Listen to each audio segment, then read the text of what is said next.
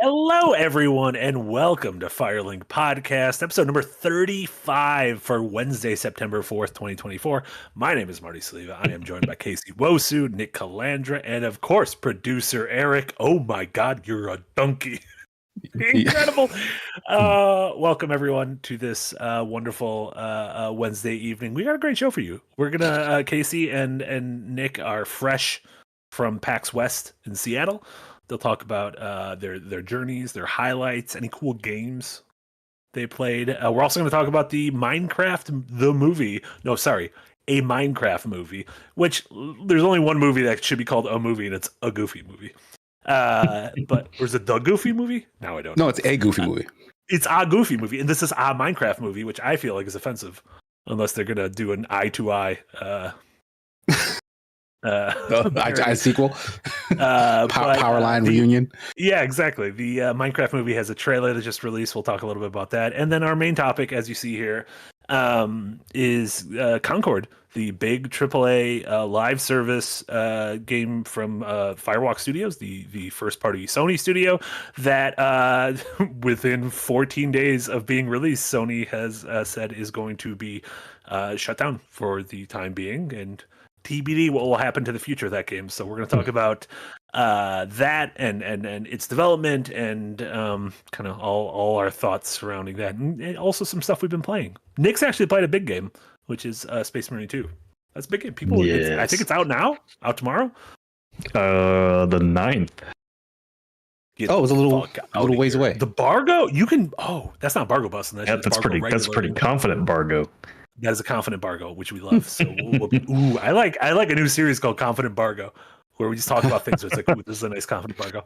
How are you guys doing? Welcome back from Seattle. How was your trip? Were there any fun standout moments, events at the show, not at the show? Tell us all.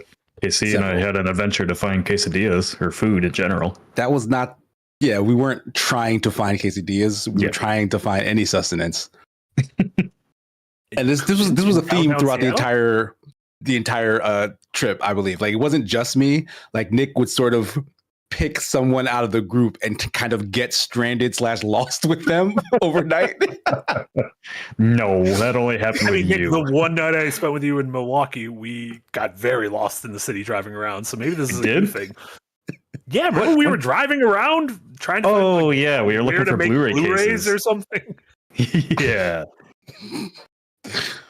So yeah, Jesse Schwab also took Nick up on an offer, and he told me that you guys played beer pong, and like we're actually doing like really well, but that he had to tap out at like round 3 because you were like, let's keep going, we can take these guys. I was going to meet a buddy down at like this game bar. Which actually had a wall of taps, which was really cool, and they had some really, really good beer there. Jesse told you about the vanilla like cream one. I think so. Yeah, that sounds. Yeah. Anyone watching live, Jesse is the titular Janjo zone in the chat right now. So if anyone's watching live, that is the same Jesse. Hey, he can fact check the thing, but yeah, we we were just looking for something to do, and this couple like kind of walked by. I was like, "Hey, want to play beer pong?" And they're like, "Yeah, sure, okay." So we went back and played beer pong, and there was like an older couple in there playing like heavy metal Metallica. So that was there was a Metallica concert in like close in the city. Like I think that was the day before like a big Metallica concert. Really quick thing: if someone says an older couple, where does your mind go? I'm talking like 60s, 70s. Yeah, I'm thinking like 50s, that 60s. Is where my mind goes. I wasn't sure with you, Nick, if like an older couple would be like me and Jack. An older couple. In case 10 years older than you. Well, the couple we played was like our age. And it turned out like one of them was actually from Kansas City, because that was interesting. So yeah, Jesse Travis left. Kelce. It was not him. Swift. Oh God, they live and breathe. Listen, she's like apparently coming to the city soon, and they're like Swifties out in the street, like brushing the streets. Dude. Yeah, but they're like out there, like they're out there like sweeping the streets for her. Good, make it a little cleaner. That's funny as shit. Voice of our generation. So like not like the city, but like Taylor Swift fans are like, we want to make sure our city is clean enough for this royalty. That is insane. Exactly.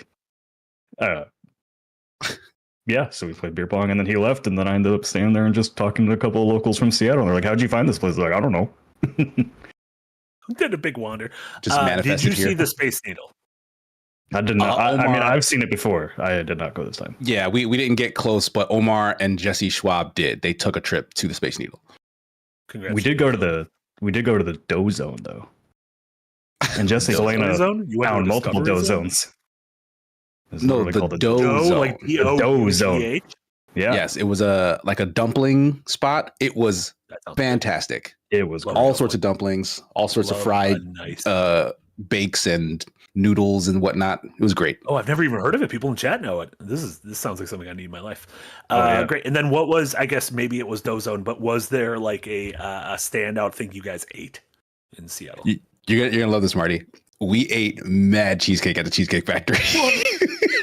Tell me everything about your visit to the Cheesecake Factory. Oh my God, how good is the menu? First off, how good is the menu? Second off, those columns, those incredible Roman arches.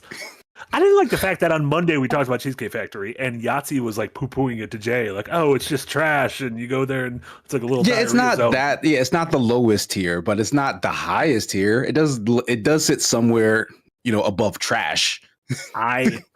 Way above trash. What are you kidding? There's arches or columns. There's arches. Like, it is a good. Like a lot of old fraternity houses have arches and columns, right? No, right. Well, I wasn't in a fraternity. I was a goddamn nerd in college. You know what Jack had for dinner the last night we were there though? Pizza. Carrot cake. And then you know what he had for dessert? He had carrot cake for dinner. More? Key lime pie. And then key lime cheesecake for dessert. Yeah. Sounds like he lived the Cheesecake Factory dream. That's what it sounds like. Yeah, that last night we kind of did. I have been to that Cheesecake Factory several times because it is just directly across the street from PAX. So it's great. Yeah. Apparently we found the secret New York City deli as well. It's not a secret. It's very just out in the open in downtown. Some like a single person asked Nick, "How did you find this place? This is like the hot spot," and Nick took that as a badge of honor. Incredible. I mean, all of our fans showed up there. People kept coming in and knowing who we were, so it was our secret location. That basically proves it's not a secret. Like a ton of people showed up randomly. Really ruined the secrets. Let's just get right into that first topic. Since is this any game highlights from PAX? Any of things you played, things you saw? Anything folks should get excited about that you were able to? Should we talk about the ones that we have in the video, Casey, or should we save this? Yeah, I don't see why not. Yeah, we'll give a little sprinkling. You don't need to give all your details. Like our video highlights, like I guess 3 each, like me, Nick, and Jesse Galena. But like we did see a lot of stuff that we didn't have time to talk about. So like, yeah, we can definitely give shout outs to some of that other stuff here, in addition to the stuff that we probably highlighted in the video. I got to play Undisputed again because I did play that as a hidden gem not too long ago. Explain what it is. We played it. Yeah, it's basically a spiritual successor to Fight Night Champion. That full motion control style boxing game. It has come a long way since that early access version. The one that is on sale now, even I believe. I don't think they've updated it to this new version yet. But like a lot of the stuff that I had problems with, they addressed entirely. Like the kind of cinematic feel of like some of the counter punching and stuff, the impact of like some of the lower weighted boxers, like they pumped all that up. They even added this sort of signature style system. So like some of the marquee fighters like Mike Tyson, Muhammad Ali, Roy Jones Jr., like they'll have signature styles and moves that when you play and utilize that style, you can feel the difference in how much more effective they are in a fight. And like that really kind of made the characters feel like characters as opposed to just, palette swapped boxers that all do the same thing. And it really made the dynamics of the back and forth fighting like really fun. They added a lot of extra movement options that weren't in the base. Well, not the base, but like weren't in Fight Night prior. So like you can kind of do particular gesture and button combinations that, move you forward and, weave and dodge to one side or like stand in place and just weave back and forth and whatnot. Stuff that you just couldn't do in Fight Night, but like adds a lot of versatility to your defense, as well as like some of the signature boxer style offense stuff. So like I was very, very impressed with how it feels now. And had a lot of fun playing it on the show floor. I even went back for a later thing that I won't talk about, but it was a good time. That's great. One of the games that I came away really enjoying is actually a game that we revealed during the Escapist Indie Showcase a few years ago, Keylocker, that musical cyberpunk turn-based RPG. If you like the combat of Sea of Stars, it's quite like that. Lots of time-based maneuvers and all that kind of stuff. Also like throws in some like kind of Eric just Guitar Hero. And I'm like, that is not like Sea of Stars at all. I think we played a very different game. I don't think that's. I mean, it's got that element into it. It's got like some of the like puzzles you'll do. Yeah, it might be. I don't see that part in the demo that I played, but yeah, some of the parts are like doing some rhythm games and all that. And the writing was also pretty funny. So it's a game that's come a long way since we first revealed it, and I'm actually quite excited to play more of that on my Steam Deck. There's a demo on Steam. You can go play that. Hell yeah, looks awesome. Yeah, we're gonna have all sorts of stuff from PAX, including the panel that Jesse Galena and Jack Packard hosted about dungeon mastering. We'll have obviously the favorite games of the show of the team, as well as a very fun video that I don't think we've talked about yet, but we won't. A very silly, strange video that I'm gonna be honest, I didn't think would work, but from what it sounds like, it worked. It worked great. It was one of those times where I'm very glad to be wrong, which I'm very excited about seeing that. So yeah, that stuff should start running out later this week / next week. So tune in for all of that. Yeah, happy to have the team back. That was a big. I'm glad y'all were able to go out there, meet some folks, play some games, meet some industry folks, meet some fans, and everything. That's always great. That's always like a great affirmation of why we do all this. Gave Casey and Jesse their first real like being there media experience at a convention. So having to get up early and run to appointments and go behind closed doors and play lots of games that maybe you didn't want to play but got forced into anyway, and then you ended up liking. Like at the Playism booth, we played a lot of different games there. I mean, I didn't know what to expect at that booth in particular, but almost everything they sat us down with was pretty fun, in all honesty. Speaking of which, the first game they had me sit down with, Hamura Hime was the name of it. It's essentially like a mix between like a bullet hell and not like Bayonetta / Nier Automata.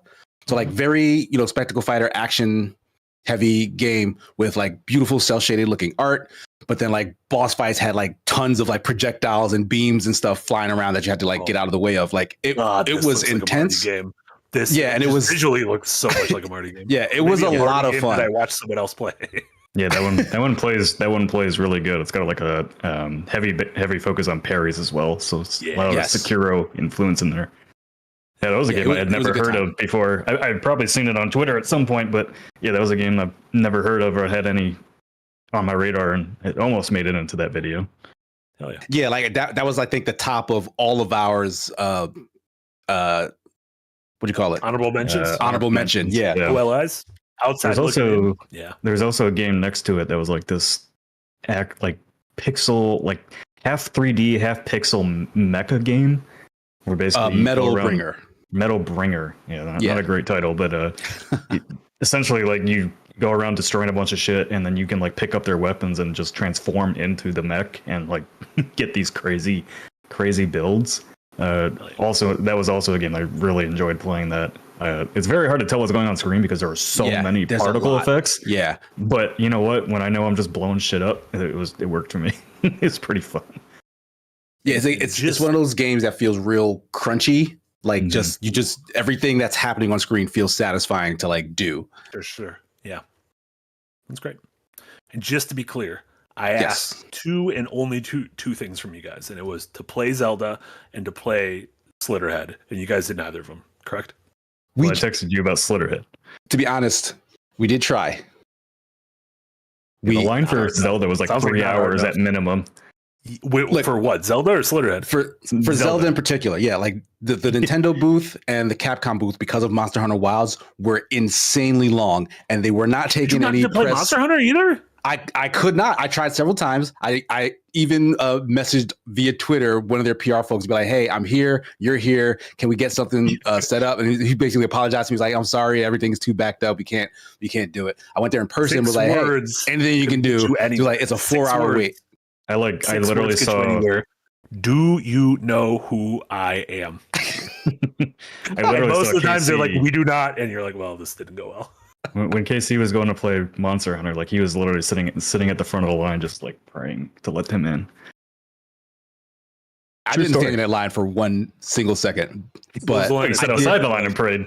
Any Slitterhead line? No, but I did try to get us on the list, and they just we're all booked up, I guess. Yeah, I think they were all booked up for Slitterhead. I mean, the word on the street, everyone, like, I go up to people and they have tears in their eyes and they say, "Sir, we are so excited for Slitterhead." I did watch the people who were playing Slitterhead, and I'll be honest, that game doesn't look that great. It's not that great.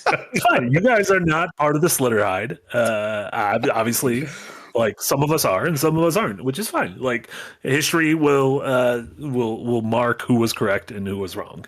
In that case, I'll be happy to be wrong. I hope that game. To be honest, Casey, I expected more from you as second or wanted dead defender, and so I'm just a little bit disappointed. Not mad, just disappointed. Look, Nick, I call it like I see it.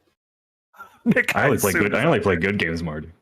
That is absolutely not true. None of us hold the games. I am so excited for Zelda and Slitterhead, though. Good, it's good. We got a good lineup of games coming up. That we're gonna have all sorts of stuff for you guys for. Before we start talking about our Minecraft topic and then get on to our main topic, a couple super chats came in throughout the show. Jewel Rao, thank you so much for resubscribing the tip jar. 6 months, we appreciate it. Zub Mayer with a $5 dono, thank you so much. Nick Calandra is better at managing a media company than Bob Iger, David Zaslav, Bobby Kotick, and of course Jim Ryan. I might agree with 3 of those.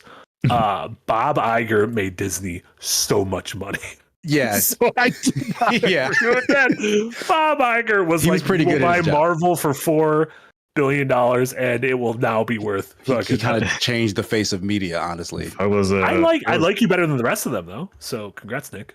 If I was a Bob Iger, I would just be on an island and you never hear from me again, which everybody would be happy about. So that's fine with me. That is my dream. I would just love it.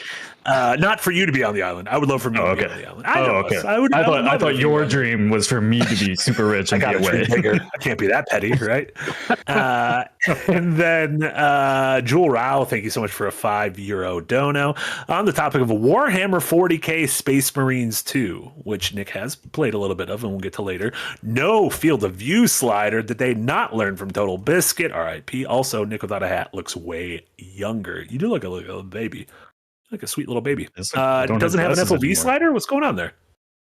You can't just mod that in the PC game? Yeah, I'm sure somebody will mod it in. But it seems like that should just be. Should there be like a business bureau of you need these things in a game? There should be like standard options that you have to have in a PC game. Yes. Yeah. Yeah. Like a car needs airbags. Your game needs an FOV slider and a baby. Matter of fact, I'm pretty sure there are like accessibility advocates that are fighting for some sort of but there's no but there's no governing body. Really, like Sony's been really good at providing a lot of those. Ubisoft, like the Star Wars Outlaws, has a ton of those, but there's no across the board kind of thing. I think Warhammer just doesn't have one because they really want you to have an ultra widescreen monitor so you can see all the crazy stuff going on screen. So they're making a game for 2% of the people who are going to buy it. Good. I'm glad. Game for everybody is game for nobody. I'm excited. I'm gonna buy that game on a console, and I'm excited to tear apart some big old bugs. Did you play the first one? No, but I did. I think I told the story where I backed my chair up and knocked over a Warhammer sword that they sent the company, and it shattered on the ground, and that was my second day at work. So. An ominous portent. I'm still gonna take credit for this game existing because I streamed the first one, and then like a week later they announced the second one. Yep, it's 100% you. 100% you. Congrats, Nick. Thanks, Nick. Fat cock. You're welcome. Back with a $5 dono. Now, I wasn't calling you fat cock. Get out of here. That was the worst timing to read that out. He's just trying to recreate the fill my ass up Instagram. Fill me up. Fat cock, thank you so much for a $5 dono. Why do people want field of view sliders? I personally don't see the point. I don't understand it either, but I guess some people get dizzy. Some people want more things to see. I don't know. Accessibility options. It's not on me, right? Yeah. It's like Warhammer is strictly single player, right? No. Yes. Co-op. No? Nope. Yeah, No, I'm sorry. I meant it's not PvP. Yeah, there's PvP in it too. There is PvP. Yeah, because I think usually a lot of people want more vision because you can literally just see people that would normally be outside of your field of view in competitive games. But like, yeah, for single player, I'm not sure what the appeal is there. I like a bigger field of view in first person shooters and in single player games. Yeah, it's just a preference thing, I guess. I don't know. Sometimes like the gun and all that is just too close up to the screen. It's nice to pull the camera back from the head a little bit. Motion sickness, I think, can. There you go. Yeah. Teach their own. Yeah. Somebody's just put low FOV can give headaches. So there you Gotcha. go. All right. Pattern Pike with a $5 dono. Thank you so much, Pattern Pike. Do y'all think they'll try to rework Concord or use its assets or any of its gameplay for anything? Do you think it's just totally down the drain? Do you want to save this one for when we talk about Concord? Yeah. Yeah. Okay, Pattern Pike, we're gonna save you. We're gonna talk about it when we talk about Concord later on the show. Nick the OG, thank you so much for a $5 dono. No hat, no glasses. At this point, I can't blame people for confusing us. TBH. Side note: shout out to Space Marine 2 on my ultra wide monitor. So not only do you guys look like, not only are you named the same, but you're also a couple of ultra wide boys. I don't have an ultra wide. I just have a curved monitor. I don't like ultra wides. Sounds ultra wide to me. There's really no way to know that. Ultra curved. Do you think Fat Cock has an ultra wide monitor? Jesus Christ. I don't like when you say it. Does it sound like that when I say it? Yes. Yeah. Oh, it sounds way better in my head. Fat Cock with a $5 dono. Thank you so much, Fat Cock.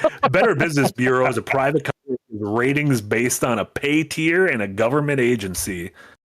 Does that mean we should like the BBB or we should not like the BBB? The fact that they're a private company definitely makes me problematic. Yeah. I like that Fat Cock is on the side of the people. Like Fat Cock is always advocating for the people. A true man of the streets. So thank you, Fat Cock. We appreciate it. Thank you so much. Let's talk about Minecraft. With America's 3 number 1 Minecraft experts here. No, the thing, the quick Minecraft story we want to talk about is after 10 years after it was originally announced, the Minecraft movie got a trailer. And so it is called a Minecraft movie. I put the link to the trailer inside the chat. The trailer is relatively short. My big 3 takeaways were it starts with the Beatles, a Beatles song, which is great. It is a live action hybrid, which I don't think I was expecting, and it's an isekai, which in my opinion makes sense for what the story of this movie is going to be. Mainly because my other 3 personal takeaways were it looks terrible. Kids will fucking love it, and it is going to make so much money. It's going to make so much money. Yeah, like it's going to make so much money, and nothing we say matters. There's no way it's not going to make just a bugajillion dollars. Yeah, but a big old B-billions. Yeah. I will say that how many video game adaptation movies of the past couple have not been isekais? Because I think they kind of like Borderlands, I guess, is pretty recent, but that wasn't. But yeah, the story of Mario itself is sort of an isekai, but that was an isekai. Sure. Sonic was like Sonic is an isekai, except it's our world. Sonic comes to our world. Yeah. Maybe it's like an easy entry point for a Monster Hunter was an isekai. Like they do this all the time now. Like this seems to be the path that has been chosen, but it's the path that's been chosen for a lot of the mediocre ones. Even the ones that make $1 bajillion, it's still not great adaptations when you just kind of pluck regular folks and introduce them full stop to the video game world. Like they're just analoging what they want to do to the wider audience with the character in the movie. And I think that's kind of lazy. Yeah, but also lazy, but it makes sense because it is the easy thing for the audience to grasp onto of like, they are a stranger in a strange land. Oh, so am I. So you will be my surrogate throughout this world. A couple things about this movie. So it is directed by Jared Hess, who is best known for his debut of Napoleon Dynamite, and he went on to do Nacho Libre.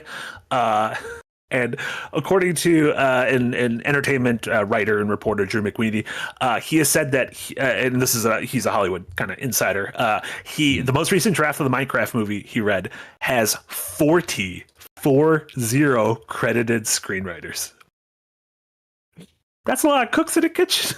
That's a lot of cooks in a kitchen. I think the Borderlands movie had like 6 or 7, which is a lot. So 40. And this is, again, a movie that's been in some sort of development for literally 10 years, announced in 2014. Folks like Sean Levy, who most recently directed and co-wrote Deadpool and Wolverine, was attached to it at one point. Rob McElhenney, who from It's Always Sunny in Philadelphia, was at one point attached to write it. Maybe their names are still on, because maybe like a goof of theirs is still on the screenplay. So this thing stars Jason Momoa, Jack Black, some random ass kids, and they are human and everything else is CG. So honestly, I'm just kind of happy video game movies are like a weird coin flip now, to where it is like, I see like Arcane season 2 coming and I'm like, hell yeah. And I'm like, The Last of Us season 2, hell yeah. And like Secret Level still, I'm like, hell yeah. And I see this and I'm like, this will make $1.5 billion and there's no way this could be good. So I like the coin flip. I appreciate the coin flip. Are you guys going to see a Minecraft movie in theaters? No. Probably not on like purpose. Just stumble in there. Not on purpose? Are you going to the wrong theater? Like probably not by design. Like this is the sort of thing where is your kid going to be interested in this? Yeah, absolutely. My son would murder me if I didn't take him to this movie theater if given the opportunity.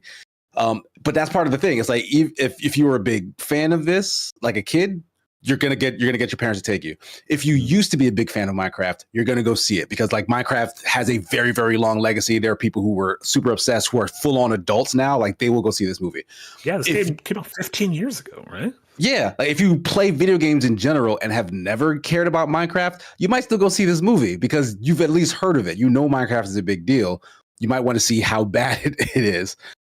So yeah, it's the sort of franchise that is too big to fail, and we don't have that many of those in the industry. Like I guess Mario was one, Sonic is another, and now Minecraft. Yeah, if they would ever make a GTA movie, I feel like that would be in the same. I don't know. That's been in production, right? There was that's been around, like right? Not even an Yeah. official. That's like remember at one point they were like Eminem's going to star in it. Yes, I do remember. I do when we were in like college. That. That was like GTA 4 era. So. Did they announce a date for this with that trailer? I believe it is next spring or summer. April 4th. April 4th. Okay. Eric, timing was spectacular. Yeah, that was amazing. I just looked out at the corner of the screen. I was like, April 4th. Yeah, it'll be. I'm more excited for Darren's review of it than I am of the movie itself. So, has Darren ever played Minecraft? Do you think that's necessary? I don't care if he has or has not. I just want to know what he thinks of this mess. I don't think he played Borderlands, and he still wrote a very good review of Borderlands. So I think Darren's fine. Also, a couple people have been asking, Darren, Last of Us still happening. I just feel like we need to do it closer to season 2, right? Sure. Already like it feels like it makes sense. Season 2 will be probably around the time of Minecraft. So there we go. Perfect. Before we move on to our main topic, a couple more super chats. Thank you so much, Fatcock. Back at a little $10 donation. I'm going to be honest, Fatcock. I don't really remember the podcast right now. Not a government agency. Sorry. Okay, so the Better Business Bureau. Better Business Bureau is not. I thought I said not a government agency, right? Didn't I? It said it was. I thought I said it was not a government agency. It was like a privately owned thing. No, but Fatcock did say it was a government agency, so he's probably just correcting his typo. Wow, you just gaslit yourself. Paid $10 to do so. Maybe lies ahead that Fat's the cock. And then Fox Fuzz, we'll get to you when we talk about Concord shortly. But Cree, thank you so much for $2 dono. I was going to say something, but comment canceled. Maybe that leads us right into... Keep your secrets. Maybe that leads us right into Concord, which...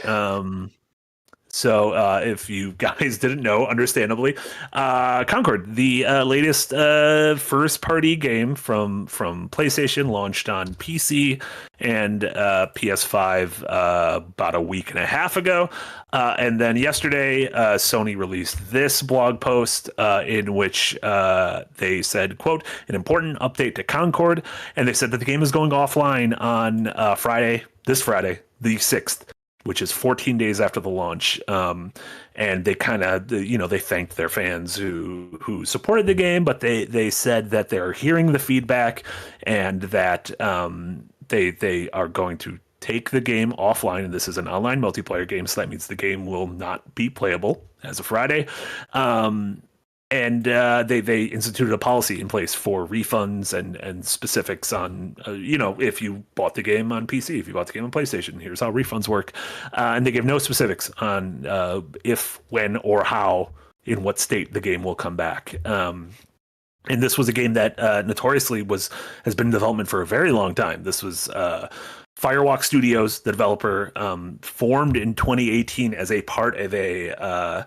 kind of like a development collective called Probably Monsters that was located in Bellevue outside of Seattle that was founded by former Bungie and Activision folks. And they said that they wanted to sort of incubate various studios. Firewalk was one of those studios. And again, it has the lead of Destiny 1 and former CEOs of Bungie a part of this. The Probably Monsters, that parent company, raised $200 million in Series A funding in 2021. Sony has been sort of like partnered with Firewalk Studios and Concord from a very early time. Eventually, Sony acquired Firewalk last year. And this was one of their games that was a part of PlayStation's big sort of live service initiative, with stuff like The Last of Us Online and Marathon and Fair Games, and I think almost a dozen projects. But yeah, this thing was officially revealed at the Game Awards last year. The full reveal was earlier this summer. The beta launched. It was not received well. It just felt like a thing that had very high production values, but everyone was kind of like, where does this fit in the market? And sure enough, the game released to it did not break 700 concurrents on Steam. I think they said the estimate was 25,000 in sales, 25,000 copies in sales. And so that, led to Sony saying that they're taking it off the table, and who knows what happens with the future, which is a long way for us to sort of get to the main topic of what happened here. Nick, you have an upcoming Unpacked video on this that'll be up next week. So, just what are some base thoughts on what happened here? Yeah. When I played the beta, I liked the gameplay. But obviously it was just a taste of the game, and I didn't realize like the beta was all there was. I was thinking like, this is a hero shooter. It's going to have some unique type of mode, something to keep players coming back, because like their biggest selling point was that they're going to have weekly cutscenes for narrative. Like that was the reason for you to come back, and that didn't sit well with me from the beginning. Because I was like, why? Like, who are these characters? I don't care about these characters. And that's a big sticking point in my script for next week. Is like that you get the opening cutscene for the game and nothing happens. Like they're just sitting around a computer talking about like that stuff. Eric's showing it on screen right now. Like nothing. There's nothing there to get me invested into the game. And when I got into the matches, I was thinking before the beta was done, like there's got to be something here that like there's got to be a reason for this narrative to exist, to connect to the gameplay in some way. It can't just be cutscenes and then I go into the game and it's just team deathmatch and domination and kill confirmed. The full game came out. That's exactly what it was. There was no thread to connect those characters to the gameplay in any way. And so like from that point on, I was like, there's nothing really here. Like it's fun, but what reason do I have to come back every week? Because I don't care about cosmetics. There's no characters to unlock because they're unlocked from the start. So are you really expecting me to come back every week for a cutscene? And so like I thought maybe like the game plays well enough that I was like, maybe once word of mouth kind of gets around, then maybe more people will jump in, because like it's fun. It's a good arena shooter, but that's not enough in 2024 to be like, I'm going to leave Call of Duty or Battlefield or any of these other games to come play this. Yeah, I think that oversaturation of competition is maybe the biggest factor in what happened here. But the only way to have combated that would be to break down the barrier to entry, which Sony was fully uninterested in doing. Like, remember, we heard about Concord a very long time ago, but saw almost nothing about it or what it was until like earlier this year, if anything. The full reveal was May. Yeah, I mean, it was like that original 4 months ago. That original teaser trailer was a spaceship going through. Yeah, like it didn't tell us anything. It was like a cool logo, like a kind of a retro sci-fi logo. Like what a lot of these current popular and successful hero shooters, free-to-play shooters, whatever, did was have kind of with Apex Legends, of course, being the exception, but there's a big reason why that's an exception. But what these other ones did, Destiny included, they had a bunch of details leading up. They got people excited. They let you play betas. They let you play demos.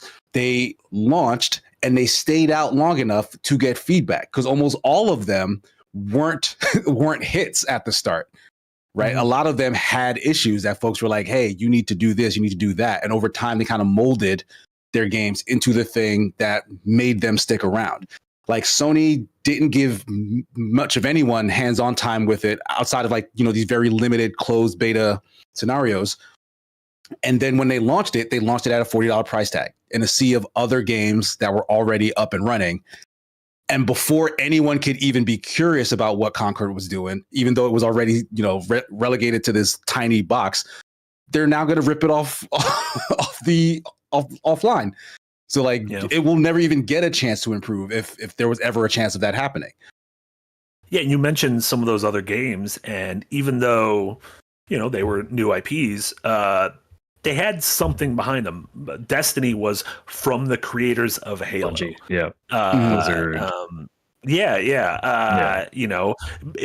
which was not a success, was from the creators of Borderlands. And Apex Legends was from like not only from the people who made Titanfall, which is incredible, but from the architects of Modern Warfare. Whereas this is a new studio under Sony, which has not proven that they're able to like set something afloat in the multiplayer space. Like Helldivers 2 was earlier this year, but that wasn't a Sony thing, right? That was Arrowhead. And like none of these, like Sony, like we haven't seen The Last of Us, like a big Sony hasn't done anything with Killzone or Resistance. We don't know what's going on with this Fair Games game. So it's these are things that like there's no, I don't know, like oomph behind it that we can really grab onto, which is a bummer, because I'm sure there's incredibly talented people behind this. Yeah, like I said, it's one of the best feeling hero shooters I have played. Like it feels good to play that game, which that's what I thought would carry it forward at least. Because if you wanted Overwatch but don't like the feel of Overwatch and you want the feel of something more like Call of Duty or whatever and Destiny, this hits that mark. But so they should have let people play it. Really? But that's my point. Like at this point, it didn't matter because there's just no uniqueness to this game. There's no unique game mode in it. I think people in general are tired of team deathmatch, kill confirmed, domination, and are looking for more strategy, more unique things. Those are the games that are like completely taking over the market. Whether it's an extraction game or a battle royale or something like that, it's got a hook to it. Just running around shooting people in the face, unless it's Call of Duty, isn't really enticing people at this point. Like every game right now that's successful has some type of big objective based mode to it. And every game that's just been an arena FPS has not fared well. Quake Champions tried to come back, didn't do well. Lawbreakers was mostly just team deathmatch, didn't do well. Well, those in particular, they were sort of harkening back to an older style of shooter, right? Like they were chasing sort of like a Glory Days style audience. Right. This was kind of following in the footsteps of more recent successes, stuff that is still successful today. It's just there was one more. It didn't, because it doesn't have any objective modes. It didn't have a payload mode or anything. Okay. It literally was just team deathmatch kill confirmed. The trend of what was really hot when the game went in development. Yeah, if this had come out half of the odds. Yeah, if this had come out like alongside Overwatch, I don't think, with Blizzard, probably not, but it would have had a better chance because it does play really well. And I think a lot of hero shooters just don't feel good to play. We were talking about that with Deadlock, where I really like Deadlock because it feels good to play, and I don't find a lot of MOBAs that feel good to play. It's a tough. You look at this game, and it very much feels like this was greenlit at a time when Overwatch was fresh and hot. PUBG, Fortnite, these were up and coming, the biggest games on the market. Guardians of the Galaxy 2 hadn't released yet. And it just felt like one of those, this is an incredible idea.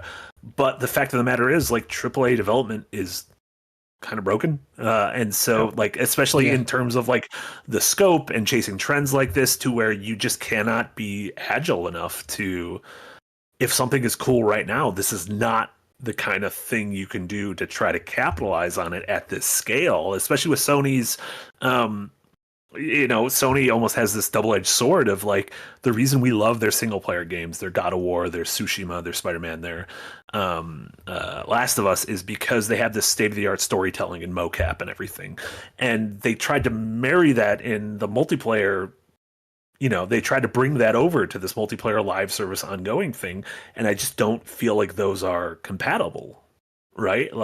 As impressive as the technology behind it might is, it just doesn't feel like those two audiences really have the same cares or the same priorities. I mean, there's audiences. I was gonna tackle some of that in my Unpack script, but it's just way too deep of a subject. I almost think it's something Jay should tackle, but there are people that absolutely love the lore of League of Legends and Overwatch and buy the comics and the manga and watch the shows and all that. But that's this game's issue is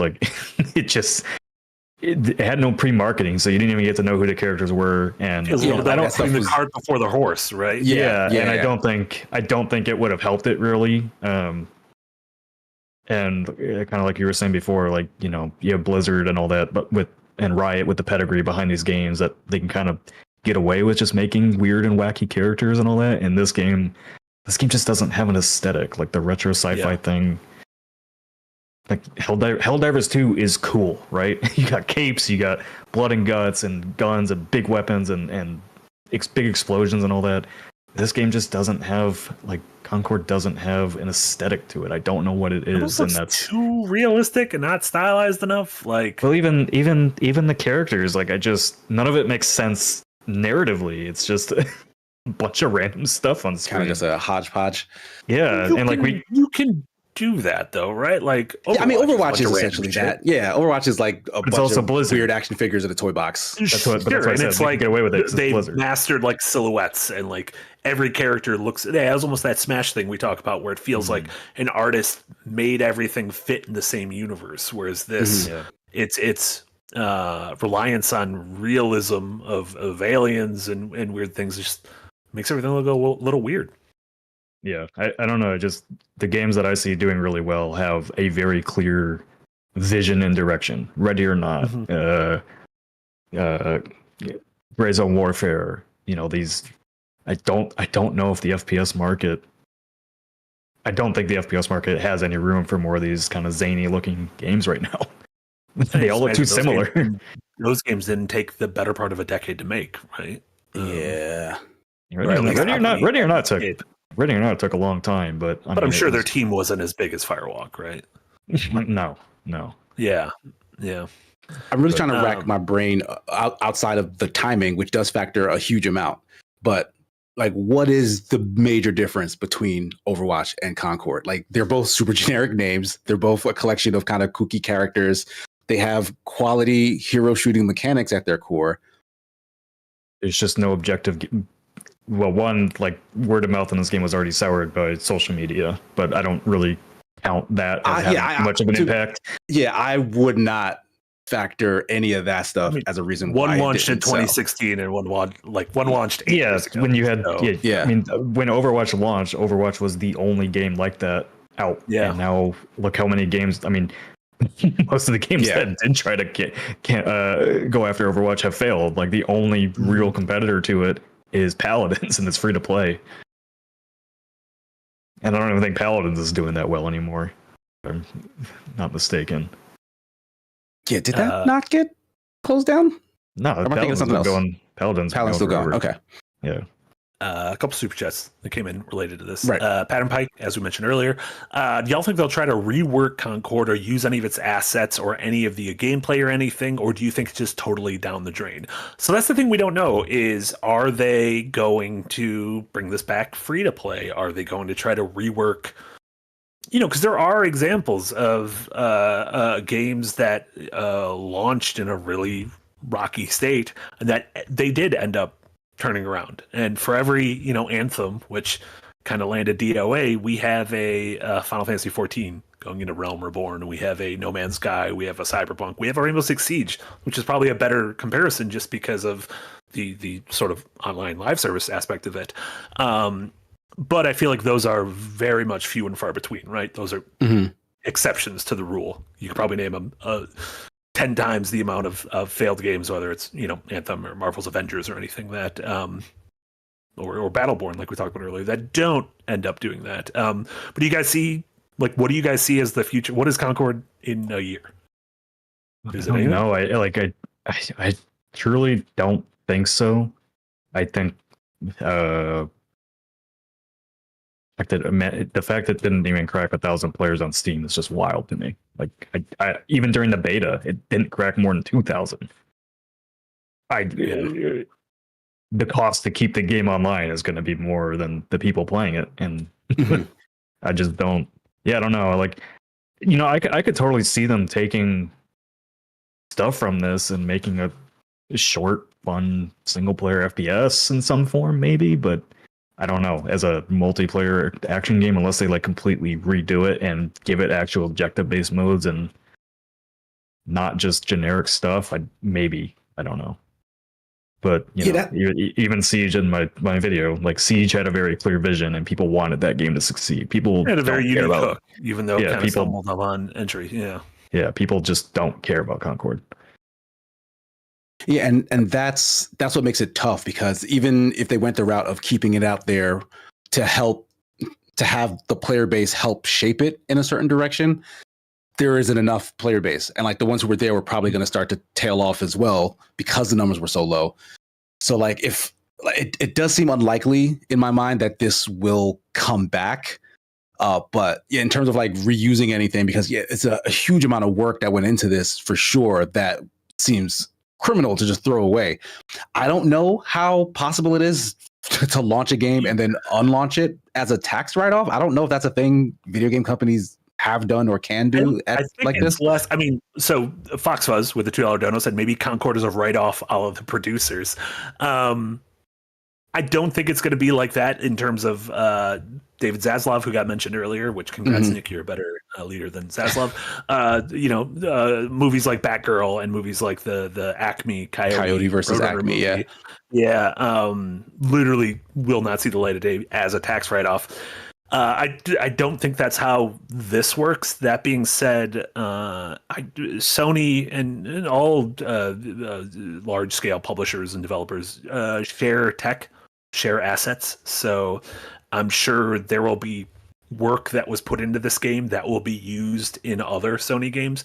It may be a physics-based thing. It may be background objects, but in the same way that I am sure stuff that was in Suicide Squad Kill the Justice League will be used in whatever Rockstar's next game will be.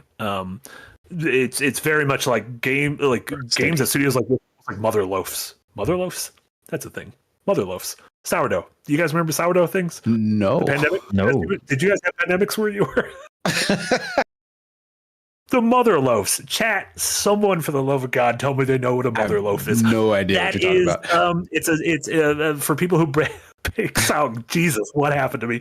People who bake sourdough bread, there's a thing called a mother loaf, and for some people, it lasts like a century. You have like 100 years of a mother loaf, and you use that sort of as the base for baking sourdough bread. A sourdough starter. Thank you, Filthy and Free. Thank you, Peter Kennedy, the only two people who matter in my life right now. The mother loaf is the Brooklyn Nine-Nine thing. It's called the sourdough starter. And I'm rewatching Brooklyn Nine-Nine right now. I'm rewatching the mother Brooklyn loaf Nine-Nine right now. and the mother loaf going full boil. Oh no. Suffice to say, in conclusion, ipso facto, some of the stuff can get mother loafed. Sure. Yeah, they can basically strip it for parts, right? Like, yes. Yeah, I mean, the closest thing I can think of to this game is Crucible from Amazon. Like, I literally was in a preview event for that game. That game launched, then went back to beta somehow. I've never seen that happen before. Was that like within days? It was within days, and then it was canceled completely. Yeah, that might have the record. Yeah, I still have like they sent me a press kit for it at one point. I have like a nice like bottle from them. So that's all that's left of Crucible is a water bottle. Crucible. Lon Dragon with a $5 dono. Thank you so much, Lon Dragon. Talk about the backlash against the characters. Those designs sucked bad and got rightfully mocked by the internet. I mean, the character designs just did not, like, when you see, like, that's kind of what a shooter like this lives. I guess its first impression lives and dies on. Like, that's the thing. Any hero like Team thing. Fortress or Overwatch is like, oh my God, these are like incredible, immediately identifiable designs. Did just didn't have it. Like the designs of Team Fortress? I don't remember that. I just remember the gameplay. Team Fortress 2, yes, its designs over time, are like. No, I think its designs immediately were like, oh, this is like an instant classic. I do not think that was something that took time. I guess I might be wrong, but I don't remember much talk. But also, that game launched before social media was a big thing. So yeah, I honestly would not know in Team Fortress's case. Like, I wasn't big, on the PC shooter scene. I will say, I do think that these characters are overly generic. Like, they feel like a bargain basement version of the Guardians of the Galaxy. And what the other games in this sort of genre have is stylization. Like, this did go too photorealistic. Like, it's like a guy it looks like an actor who is wearing movie makeup. Like that big green guy who's like one of the main characters. Like, I don't know his name. He doesn't look like anyone of note, really. So yeah, like, the characters are boring. I don't think they're like bad. They just don't leave an impact. Yeah, I don't think. And I guess that like is bad offensive. for. Yeah, they're just bad for their purpose, which is to be identifiable heroes in a hero shooter. Like, you want to see someone that goes, ooh, they look cool, and so you go and play them. And these look like characters in a movie that you wouldn't.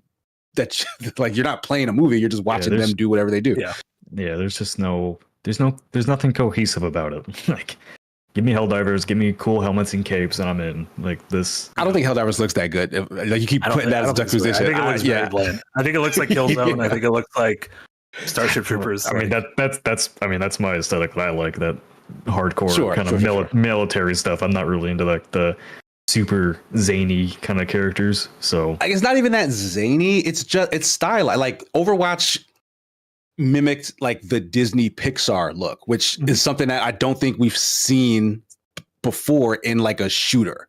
So like, that gave it like its own look, and it was like a look that people were comfortable with already. Right. That's Blizzard's entire thing. Yeah, that's Blizzard's thing, right? Valorant basically looked like what do you call it? Like, what's Riot's other game? League of Legends. League of Legends. Yes. It doesn't look. It basically looked like League of Legends stylized like artwork, but now it's in a shooter. Like that, it leaves an impression. Like, those are cool looking characters. Yeah. Like, this just didn't look cool. Like, yeah, no, it doesn't. Kind of add some cool to it. Couple things before we move on to what we've been playing. One, Concord has an episode in Secret Level, which is the show we talked about a week or two ago. That is the Amazon show from Tim Miller that is launching in December, and that is the anthology animated series that each episode is based on a different game. Your Mega Mans, your Sifus, your Outer Worlds, your God of War, that kind of thing. There's an episode on Concord, so it's possible there is an episode on a game that will not exist as of Friday, which is very interesting. Also, I guess Mega Man doesn't exist anymore. So I mean, Mega Man is still when Concord was put into that trailer, I was like, what are we doing here? Like, Sony's just trying to force this. Force people to love this. I believe Sony is one of the producers of the show. Yeah. So I think there's Sony money behind it, which makes sense. Yeah. Also, get us Nintendo, put some money behind this. Get us our fucking Kirby short. What are we doing? Get your Chibi Robo in there. Why are we doing any of this? Eric, stop putting Funko Mega Man there. That seems like that should be illegal. Also, I kind of want to, I had an idea. You know who should stream the Funko game? Because it's mostly not Mega Man. It's like Jaws and Nope and Back to the Future. You know who would love all that? Darren Murray. Darren Murray. Number one Funko fan. The other thing I want to talk about is this, like, some people are like, oh my God, this is the end of days for Sony because this is going offline on Friday. You know what comes out on Friday? Astrobot. And you know it's going to be a legitimate Game of the Year contender? Astrobot. So it's just funny to me that. But will it sell? Yes, I think it is going to sell extremely well. Yeah. Okay. I think the first one was like a console packet, right? It will not sell as well as that game because that has as many people own that as own a PlayStation 5.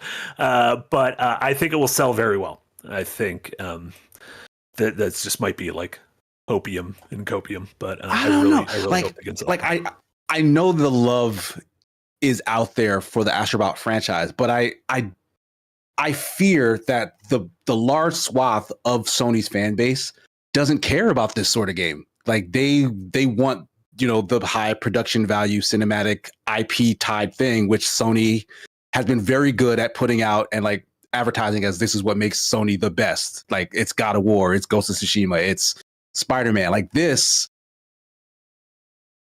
feels more Nintendo. Yes. If this doesn't sell well, this is gonna be my Joker moment where I'm like, I'm just done.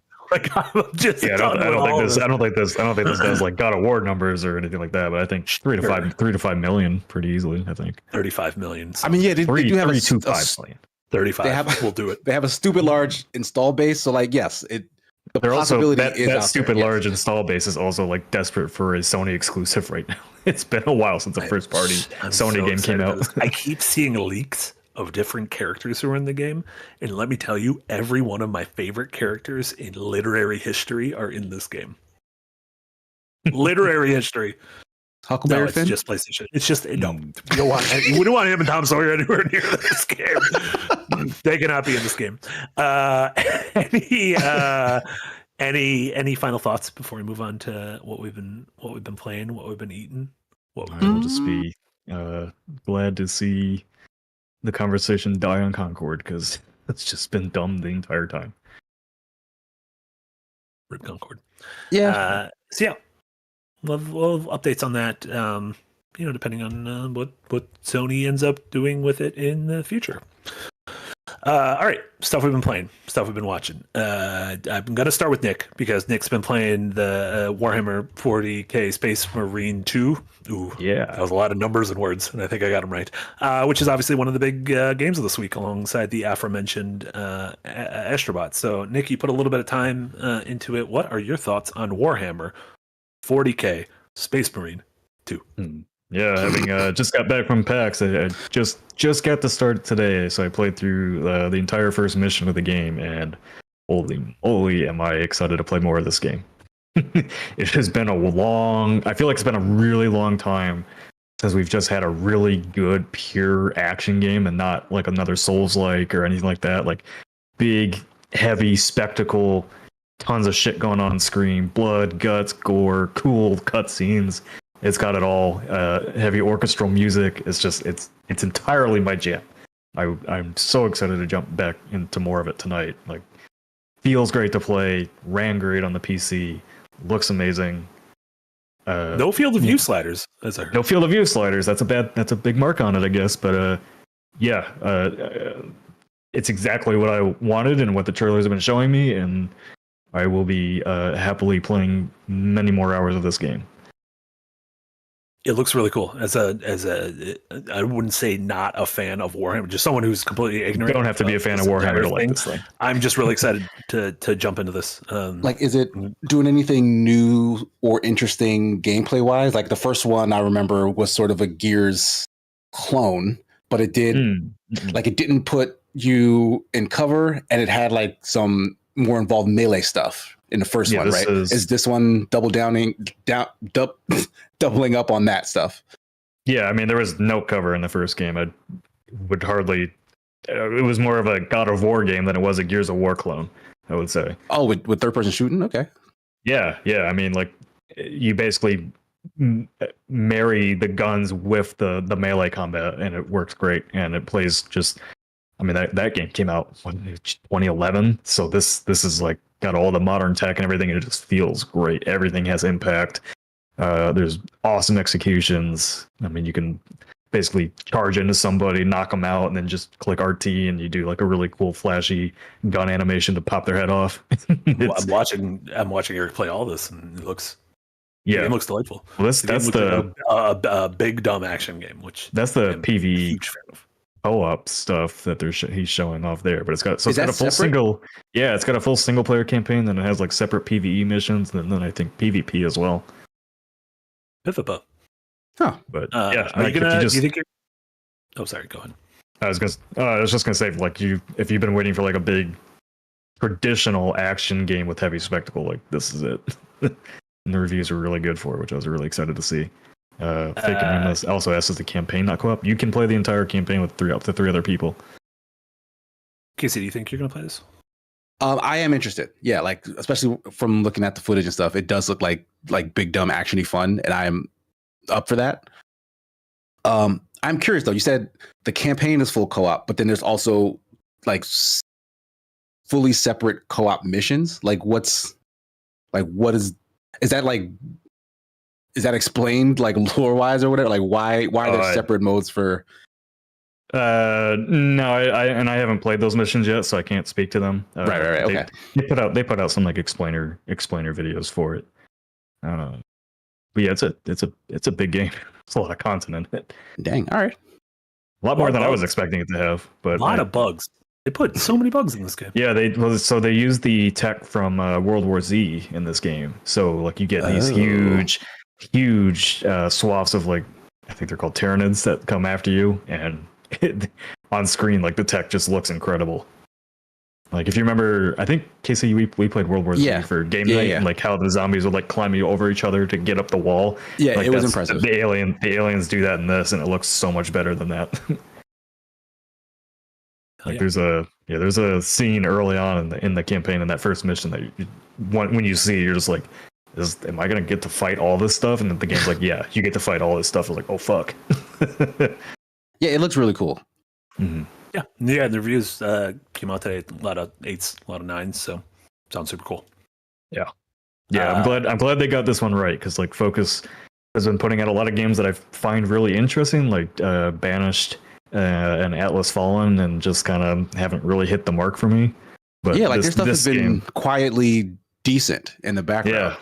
Yeah, but this game like hits all the marks, and I feel like they knew they could not fuck this one up in any way, and they met the achievement there. Yeah, seems like a cool, alongside stuff like Wukong and Star Wars Outlaws. Like it's cool that it feels like we're in that season where like every week or two we're going to be getting a big old pretty AAA game to play on our consoles and PCs. Fox Fuzz with $2 dono, thank you so much. Games without an FOV slider feel claustrophobic. That's a good way to put it. I had to change. I talked about last week how I had to change my Star Wars Outlaws aspect ratio because it has this sort of cinematic 16:9. And I had to change that. And I watch a shit ton of movies and I'm fine with that. But like when I'm playing a game, I'm like, ooh, you're a little tight. You're a little Order 1886. And I put it to full screen and they were like, you're going to miss some stuff. I'm like, I'll be fine. And I've been fine. Also, Star Wars Outlaws, still haven't got to play a lot. Only played a little bit since last week. Delightful. If I get one word for it, delightful. That game should be played in like 25-minute doses. And it's just every once in a while, I'm like, I'm going to see how my Star Wars friends are doing. And I go in, and I'm like, that was a great time. So you finish that sometime 2 years from now? It'll be fine. It'll be fine. You know what? Some critics tend to finish it within 4 days, and other ones will take 2 years. And easy peasy. Nick, anything else you've been watching, playing? Yeah, I mean, I got to take a little break from being in the public eye for a little bit, so I got to play a lot of different stuff. I completed Thank Goodness You're Here. I completed lick my elbow, please. I completed Flintlock: The Siege of Dawn, which I quite liked, except for that last boss battle. I just put the difficulty down to story after I beat him. And Casey, did you beat that game? So you beat him, and then you have to like look up at him and click RT to finish him off. And if you don't do it fast enough, he like resets. That sucks. Did you do it on the first try? I guess so. I don't remember having to keep fighting the boss over and over. I didn't find the final boss that challenging. No, he wasn't that difficult. Just like the camera stuff that they still haven't really fixed made it hard to like click that RT fast enough. So like he kept resetting, and I'm like, nope, I'm done with this game. I don't know. But yeah, it was a lot shorter than I expected too. Like that third act kind of just it definitely felt rushed. They like squeezed a bunch of stuff in like that third act. Yeah. But I was kind of happy to see it end by that point, so I didn't complain much. Me too. Yeah, it was a weird game, that one. But the new genre that I got into that I was really surprised to get into was kind of the stealth action genre. And I've been on this podcast many times saying I am not patient enough for stealth games, and I'm still really not patient enough for stealth games. But I just played through and beat Sniper Elite 5. Not a whole lot to say about the game. Yeah, they're fun games. They get a little frustrating because like there's just too many enemies in my opinion, but then I remember like the game kind of wants you to be more aggressive and action focused. You're talking about Warhammer having so many enemies, and this has too many enemies. You gotta pick an amount of enemies you want. That's true. Well, give me more. I think those are very different games. So I think those are very different scenarios. They are very different games. But playing that made me finally jump into the Hitman franchise. A series of games that people have been kind of bugging me to play for a long time. And I've tried Hitman 1 and 2 a bunch of different times, and it just never really clicked for me. The modern Hitman 1 and 2, I'm assuming. Yeah, the new ones from but I finally kind of like with the Soul series, where I just learned to be okay with dying over and over again so I could learn the game. I was on Patient Gamers kind of reading a thread about Hitman, and it finally just clicked for me. Like somebody said, just learn the levels. Like don't worry about completing the game. Just explore, learn the levels, mess around with things, and see how it goes. And that's what I finally did. And then I played through like all of Hitman 1 in like 2 days, and I got sucked into it. And now like just appreciating how deep and well designed those levels are. And like really like some of those levels I probably spent 2 hours in just exploring every nook and cranny, seeing how I could ever do. It's all about the simulation. Yeah. My big problem with stealth games is feeling like I'm doing it wrong when I play them, and like feeling like I'm going to be punished for not, just going up behind a guy and taking him out with a gun instead of doing some type of one of the cool executions or whatever. But as I've, kind of played the levels and replayed the levels a little bit and learning like where things are and knowing how to set it up, I finally found like treating it as a sandbox puzzle game is a lot better than treating it as like an action stealth game. Yeah, so many different solutions to every single map and execution. Yeah, those modern IO games are incredible. I'm so excited to see what they do with the Bond game. Yes, absolutely. Yeah. Like it was to their credit when they started releasing like their maps seasonally, because like they really kind of forced you to spend time in those levels the way it was intended. And I think a lot of people really got it by them doing it that way. Yeah. So I'm in Hitman 2 now, and I'm gonna play all 3. But yeah, just one of those light bulb moments for me. Finally, I feel like a genre of games that I've had a hard time getting into just because I'm not patient enough, or I feel like like I said, it just with stealth games in general, I just feel like you get punished a lot. Yeah. Somebody pointed out in chat, Dishonored traumatized USC. I was like, yes, Dishonored absolutely traumatized me. Yeah. I hated that they give me all those cool powers to use, and they're like, nope, you shouldn't use those because you'll cause chaos in the world. And I felt like I did the game wrong.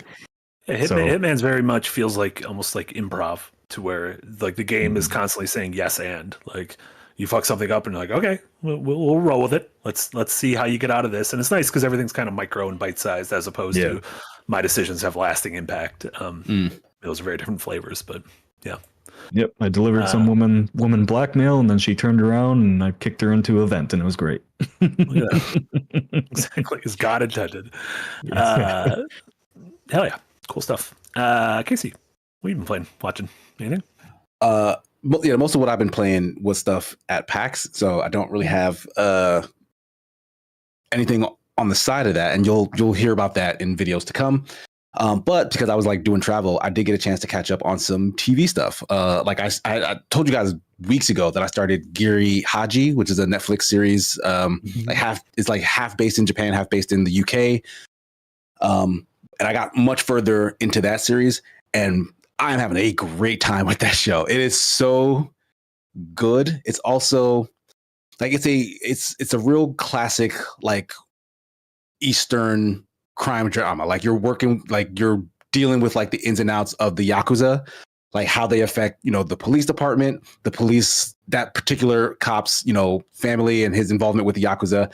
And then basically the UK police and authorities are involved in it as well, because there's this whole extradition thing and a runaway person who's supposed to be dead and blah, blah, blah, blah. But what I really found interesting is there are stories like this that everything is too personal. Like it closes its loop in a way where it's like, this isn't normal. Like this person wouldn't have this sort of connection to this other person in this scenario. Like everything is too insular.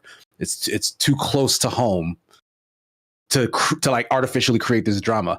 And this show is doing that, but it's doing it well. Like I love how stupidly close and intertwined everything is. Like, and like they know how that looks and are playing into it. Like you'll get flashbacks and then realize that characters in the flashback are characters who are important today, and that some character who's dealing with them in some different capacity now met them when they were a child. And it's like that really doesn't have any bearing on the story, but they just want you to know how close all of this is. And like everyone on it is like fantastic in terms of their acting. Like the tension is good. Like there's good action and like gunplay and stuff in it. No martial arts, but like just quality tension and drama and comedy. Like they're like comedy relief characters who are like lovable but like super sarcastic, and it's really just firing on all cylinders in terms of entertainment. And like I can't wait to like move on to each episode. So, like it's definitely like the sort of thing that the first episode is a little slow, and that it took me some time to get back into it after that. Like it didn't immediately make me want to jump in, but by episode 2, I was hooked. Episode 2 like kind of kicks everything up a notch, and like the first episode just takes some time to introduce you to everyone. Then episode 2 kind of hits the floor running. So that's been a really, really great watch. I think I only have like 3 episodes left before it's finished. So hopefully it doesn't shit the bed in the last 3 episodes. But I'm like on the edge of my seat, kind of see how things play out. Did you they were put in chat that it's canceled? Did you know that? I did not know it was canceled. No. Why they canceled my show? Broke our hearts. I hope it at least wraps up in a satisfying conclusion then, because that's going to suck if it doesn't. I think the last episode of Firelink I was on, you were talking about a show you also enjoyed and then found out it was canceled then too. Yeah, I don't know what show that was. I just need to never recommend a show to you because I don't want you to be harbinger of doom, touch of death. But I don't know how long the next show I've been watching has been on Netflix. But Preacher, I only noticed it fairly recently. That AMC series. Yes. Yeah. Because back when it was on AMC, like I watched it years ago and finished 2 seasons, and I guess there was some sort of a gap, or I just never came back or got distracted and didn't see 3 or 4 or however many are left. But now that it's all on Netflix, I jump back in. And it's great. Preacher is great. It's like a mix of The Boys and Supernatural. Yeah. And like, I love those characters. It's weird to me I'd never seen any of the main cast in this show anywhere before or after this. Because like that's usually how this would have happened is like I would see something else and be like, oh, that's what's the name from Preacher. Oh, I haven't seen what happened to Preacher. Let me check in with Preacher. But I've just not seen anything with these characters or actors, I should say, in it. And like I completely forgot about this show until it popped up on Netflix like a couple days ago. So I don't know. I'm enjoying it. I'm probably gonna finish that. Hopefully that also got to finish before it's canceled because I don't think there's any more new Preacher. The main guy, Dominic Cooper, played young Howard Stark in the first Captain America movie. So like Tony Stark's dad. That was him. Cooper, yeah. He doesn't look anything like he does in that movie. No, that was him. Oh shit. And then Ruth Negga, who plays what's her name? She's got a flower name. Tulip. She was most recently the wife in Presumed Innocent with Jake Gyllenhaal. I have not seen that. Yeah, she's really great though. She's great. Yeah, they're all actually haven't fantastic seen. actors. I saw the first season of the show, but I read the entirety of. That was like one of the graphic novels I became obsessed with in like high school. It's great. So yeah, and I heard the show was really good, and that was I believe some of the production crew, like Seth Rogen produced. Yes, Seth Rogen is a producer. Yeah, and I might be wrong. I think some of that lineage bleeds down into The Boys in terms of some of the production crew. That makes sense because yeah. Like this is a deep cable show, so like it's not like a premium channel, so like it doesn't show you the gore, but like it gets about as close as you possibly could get without just being gratuitous. And I like that. I like that it's forced to have the restraint to not just be super gory, because that stuff, I like The Boys, but that does turn me off when The Boys is just like real deep in the gore and the guts and whatever. Well, Walking Dead's on AMC is deep into the gore. No, they're still restrained a bit. Like and their stuff is like it's not damage to humans. They'll do that to creatures, right? So like I think that's in a way they can get away with it. Did you watch that second season of The Walking Dead? That old dude gets his stomach ripped open. Yeah, but that's goofy. There's stuff you could do on cable there's stuff you could do on HBO that you can't do on cable. Yeah, right. Yeah. Like a thing like The Boys. Like no one's like busting out of giant pee holes. No one's busting out of pee holes. Yeah, thanks, Eric. That just got the whole stream demonetized. No, what did you do, Eric?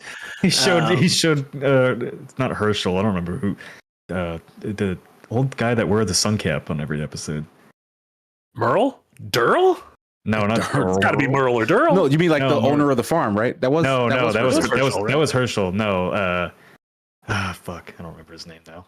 He's like good podcasting is trying to remember the name of a character on a show from 14 years ago. That's always good podcast. Dale. No, you're thinking of Merle and Durrell. No, it's like a Dale. Dale and a Durrell. Super nice Dale. Super nice Dale had like one of the most gruesome deaths on the show. We got Super nice Dale. Speaking of Netflix, though, Yellow Jackets is coming to Netflix soon. Nice. Yeah, like the original first season. Yeah. So Casey can finally watch it because he was smart, never subscribed to Paramount like us dummies. I'm not going to watch it. That was on Showtime. Yeah, I kind of fell off Yellow Jackets. What? Sometimes you have a good first season. I don't care about the rest of you. Season 2 was so good. Whatever. There's a bunch of fucking people in the jungle eating people. Not even a jungle. It's the Canadian forest. Yeah, they could have walked a mile and made it to a city. Yeah. They just Vancouver's over there. Why don't you go walk over to Vancouver? The only thing I want to tell people to play is Bakaru, which is it is a new game from Goodfeel, which is a developer who's worked closely with Nintendo in the past on stuff like Kirby's Epic Yarn and Yoshi's Woolly World and anything that's got like felt connotations. They also developed, I believe they were the lead on the Peach game that came out earlier this year. But Goodfeel is a developer that was formed from a lot of former Konami folks in like 15, 20 years ago.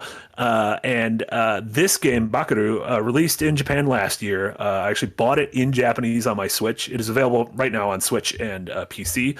I bought it in Japanese and finished the entire thing, and I fucking loved it. And it is this kind of spiritual successor to the Goemon / Mystical Ninja series. If you guys ever played, like Going on Mystical Ninja, were games on the 16-bit era, the 64-bit era.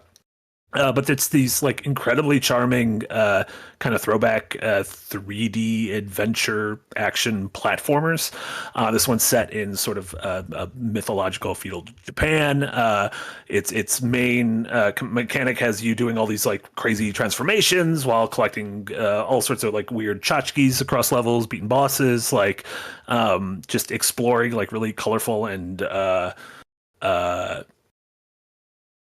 just like charming landscapes, and it was one of those things in Japanese. I was like, this is like this is kind of like the vibe I am looking for that I miss from games of the like 64 / GameCube era, and like just it coming out in English. I was playing it and I'm like, oh, the writing and the characters are even more charming now that I can understand what they're saying. Yeah, this is great, honestly. Yeah, and I'm just glad that this game got a localization. Like there was no, they didn't announce it originally, and so there was no guarantee whether it would happen. And so yeah, it's cool. It's out on PC, on Switch, as Eric put. There is an English demo available on Switch at the moment. So if you like me are very excited for Astrobot and that sort of game later this week, this kind of thing scratches that same itch from generations past that I'm really excited folks are still making this game. So delightful. Bakaru. Nice. Thank you for your service, Bakaru. You know what game I'm playing right now that from my childhood that they keep making? No. Pokemon Violet. Oh. Why are you playing? Jay will be happy with me. Don't play that one. I'm playing Pokemon Soul Silver right now. What is Violet on? That's the most recent one. The open world one. Switch. Oh. Yeah. I don't know why. Yeah, you're right. Scarlet and Violet is the brand new one, but I don't know why it sounds so old to me.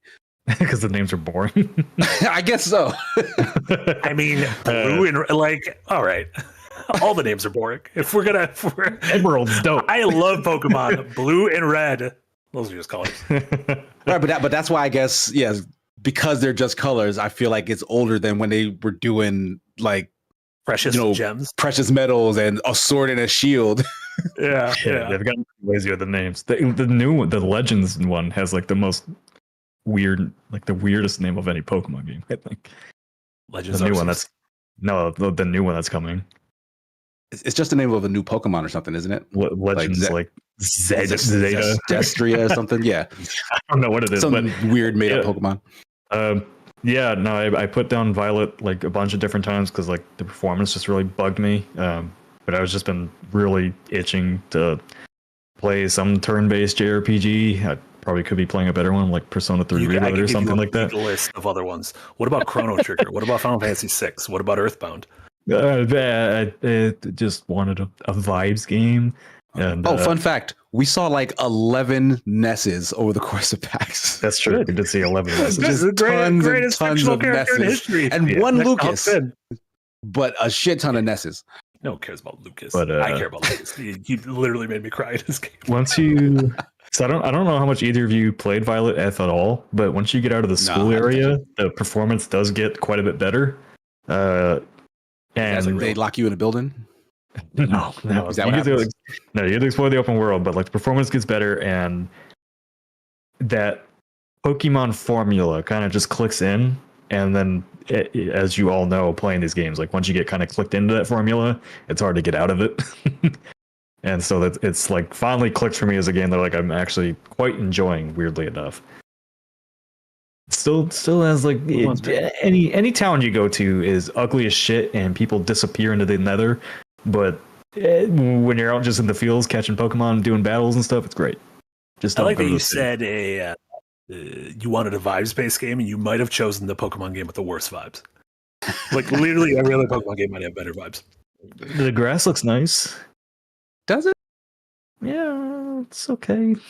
There's some windy areas. I don't. Did they release any sort of like fixes for this? Like, I don't think so. Apparently, the DLC came out and the game got worse. So I don't know what I'm into. I don't know what I'm in for when I get to like the later areas in the game. But for right now, it's working for me. Eric putting up pictures of some just real terrible text. Oh yeah, no, it's like the game is fucking ugly. And also, like, you'll go into a battle and your camera will go below the earth into nothingness. And animations like the tail whip is just literally them turning the character and using the model to move back and forth. That really put me off when I spent some time playing Shield, because like I thought maybe they were going to try something new, and it was like your Pokemon is just an action figure just butting heads with a wall or whatever. I'm like, this is pathetic. It's absolutely pathetic. I don't know why I'm playing it. These pictures Eric is putting up. Nintendo said that they're going to start. They have the ability to strike channels and like prohibit streaming for people who like use their games in a way they don't agree with. So I hope this single podcast has that happen. Like, how dare you show that? We're like, that's just literally your game. That's on you, everyone. That's what the game is. I'm telling you guys. Prediction. So we're a year and a half away. So the beginning of 26 is going to be the 30th anniversary of Pokemon globally. Game, Super Switch, revolutionary. That's what they've been doing. We shall see. They've been waiting. They've been giving us granola for the past like 10 years because they've been saving that real protein for this 30th anniversary. That's what I want my Pokemon graphics to look like. Whatever the hell Eric's doing now looks better than whatever we're doing. We got to get out of this podcast. We're absolutely getting out of this podcast. And before we do our little wraps up, Quintuple A with a $2 dono. Thank you so much, Quintuple. Final Fantasy 6 mentioned. Nick, haven't you ever wanted to suplex a train? A train filled with ghosties? You could do so. I live by a lot of trains. Can't do that here. Think about suplexing them in the hit game Final Fantasy 6, sponsored by Quintuple A. What a game. We did it. Yes. Oh my god, a tight 90. I'm so proud of us. Nick, what do you have going on? What should folks check out? We may or may not be doing a multiplayer stream tomorrow. We gotta figure that one out, but let's assume not for right now because we're all tired from PAX still. And then I will have like multiplayer games. Yeah, multiplayer games like you though. But I will have a unpacked episode next week, and we'll get back on my normal schedule now that I am back in action. Yeah, an unpacked episode on the titular Concord stuff. If you want a deeper dive into the Concord shenanigans, check that out. Yeah. KC, what you got going on? There should be some PAX content on the way. There should also be another casual talk video on the way. A couple of us got to play Deadlock in early access, and we're going to sit down and have a little talk about that. So that should pop out at some point as well. On my personal stuff, the wedding streams should be back this Friday as I am back from the trip. So me and my fiance will be continuing Undertale. We had a great time starting it up 2 weeks ago. I don't know how long that game is, but I don't know. We'll probably play it all the way through to the end. It's like 6 to 8 hours. Okay, so yeah, we'll probably finish in maybe 1-2 more streams. Outside of that, Superman Sunday will be returning on Sunday as well. So hang out with me over at Sigma Gears 9 Twitch for that stuff. The new Adventures 9 remaster episodes dropping on Saturdays. Head to the merch store, order some Adventures 9 plushies if you haven't already. I think that's it. Oh, Marty and I, Thursday DMC should be back tomorrow. Yeah. That we might be near the end. Yeah, we're gonna finish it tomorrow, but I think we're in the back third. Yeah, we're getting close, which means Metroid is around the corner. So get ready for that. Also, KC and I got a good deal out of Wario 64 for. Oh yeah. Our racing wheels. So yes, I mentioned the racing stuff last time I was on the podcast. So Nick and I, you know what? And there's also Twitch. We'll do that for multiplayer tomorrow. Well, I don't know about my availability for tomorrow, but I wanted to say Twitch is doing that new experimental like co-streaming thing. That might be really fun to do, like racing streams where you can see both me and Nick's perspective somehow. So like that might be something we do, and maybe it'll be a Twitch exclusive or something, or not. Who knows? We'll figure it out. Yeah. That might be something coming down the road. We've been playing. I've been practicing Forza 7, getting pretty good at it. I did have to. So not Horizon, straight up Forza 7. Yeah, racing. What do you want? I've got the wheel for racing simulators. They're all racing simulators. They're all sweaty Freddies. And then, yeah, Casey mentioned Devil May Cry tomorrow. And then we should on Friday, new Design Delve. Jay, Wax and Poetic on World of Warcraft. Wow. And then I believe Jack and I will be doing our final Shadow of the Erd Tree stream. Ooh, the finale. One way or another. This is going to be our last one. We're going to get to the boss, and either Jack's going to beat him or he's not. And I believe in Jack. I believe in Jack will beat him. I believe in Jack as well. Excellent. And then Matty D, thank you so much for being a member for 6 months. Just says word. Hell yeah. Right back at you, Matty D. Appreciate you. Thank you. Excellent. That'll do it for us here at Firelink episode. Mm-hmm. Before we go, if you are not on Patreon yet and you liked Battle Masters and want to see everybody's runs, you should go there soon and join the $10 tier. Ooh. We will. We will have not Plus only also a weird video from Yahtzee. We will have weird stuff. Yeah, we're gonna start populating some of that kind of $10 tier with a bunch of bizarre shit that might not fit on the actual channel, including just hours of us bashing our head against the walls in every Battlemaster episode, and Yahtzee, who made a very strange video that I'm very excited for folks to check out. And yes, King Dead, there'll be a video of all of our runs in their entirety. Majority of it might be Casey. There's no way. Casey's still playing to this day. Some people say he never left Lord. Like that video is like a live stream of Casey's run.